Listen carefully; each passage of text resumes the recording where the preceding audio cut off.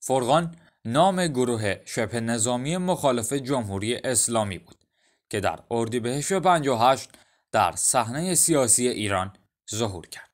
قبل از اینکه به این گروه و فعالیتاش بپردازیم، لطفاً این ویدیو رو لایک کنین و یادتون نره که کانال ما رو هم سابسکرایب کنین. گروه فرقان طرفدار جامعه بی طبقه توحیدی شریعتی بود. بنابراین مخالف طبقه روحانیت شیعه و سایر طبقات اجتماعی نظیر بازاریان ثروتمند و سیاستمداران لیبرال و دین‌ناباوران کمونیست بود. رهبر این گروه اکبر گودرزی در 18 دی سال 58 دستگیر شد و در 3 خرداد 59 به همراه 6 نفر از یاران نزدیکش تیرباران شد. آنها از 3 اردیبهشت 58 تا زمان دستگیریشان 19 ترور موفق سیاسی انجام داده بودند.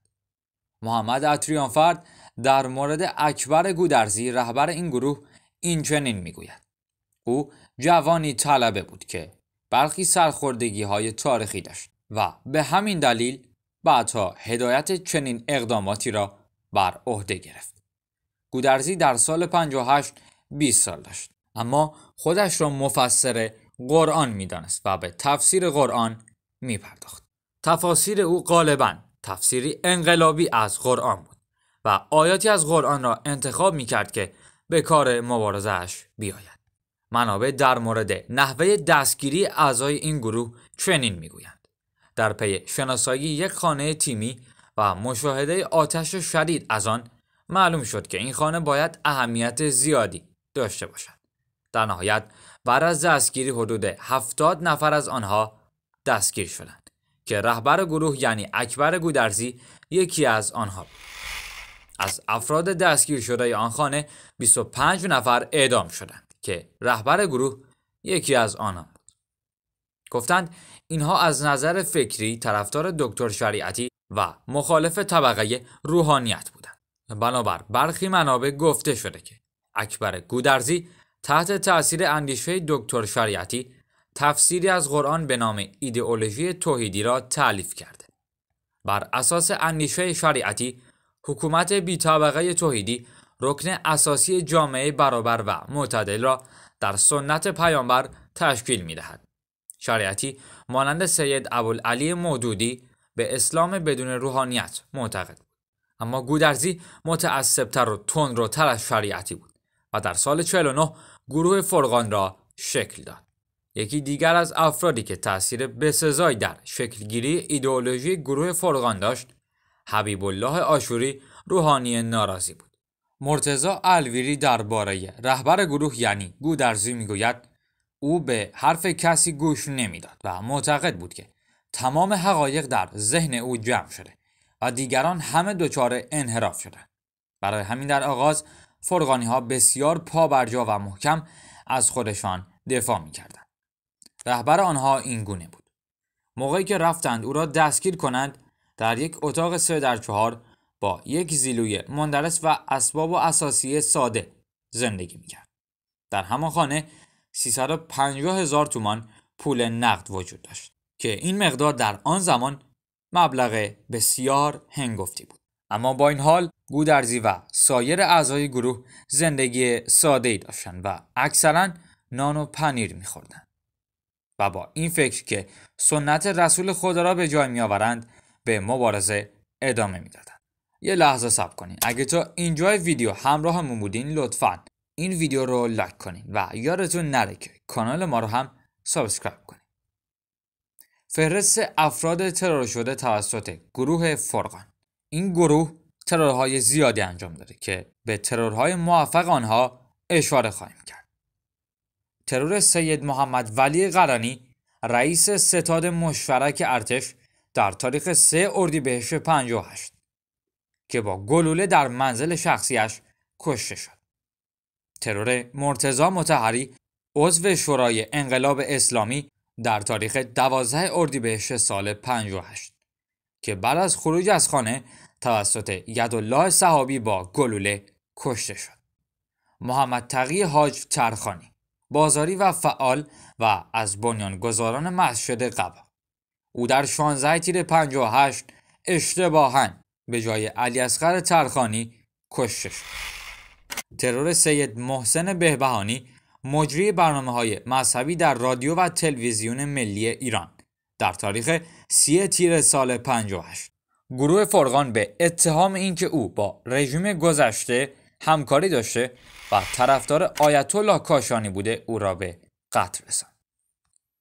ترور بعدی محمد جعفر کازرونی، رئیس کارخانه وطن بود که در 12 مرداد 58 با انگیزه مبارزه با سرمایه‌داری بعد از نماز مقابل مسجدی که خودش ساخته بود ترور شد.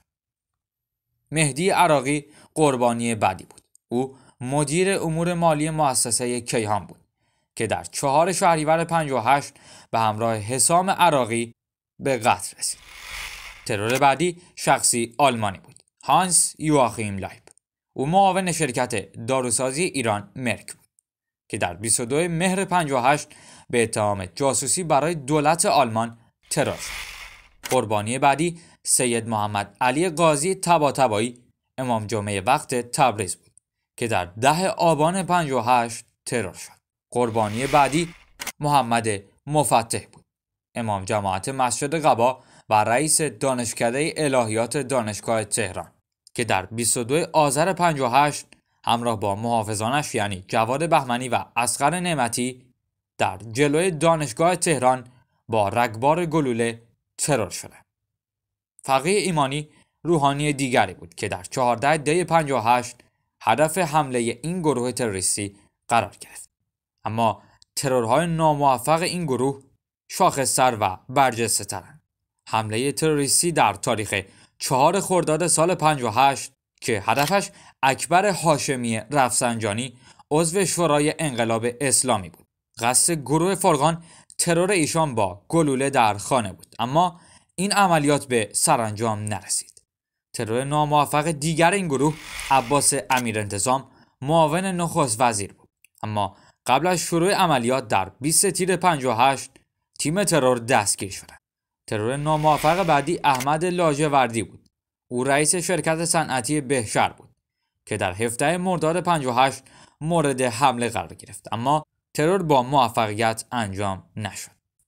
حسین مهدیان، مدیر مؤسسه کیهان، هم در 4 شهریور سال 58 هدف ترور این گروه بود، اما در این حمله مهدی عراقی و حسام عراقی کشته شدند، اما حسین مهدیان از این واقعه جان سالم به در برد.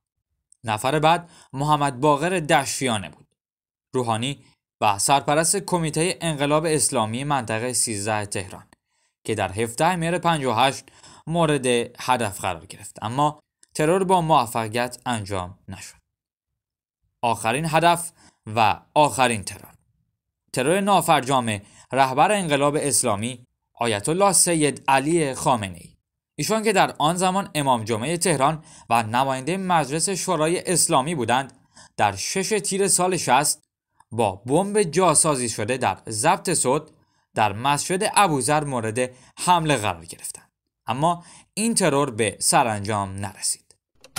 مرسی که تا انتهای این ویدیو همراهم بودید. لطفاً موضوعاتی که علاقه دارین بهشون پرداخته بشه رو زیر همین ویدیو کامنت کنید. در آخر ممنون میشم که با سابسکرایب کردن کانالمون از ما و فعالیت هامون حمایت کنید.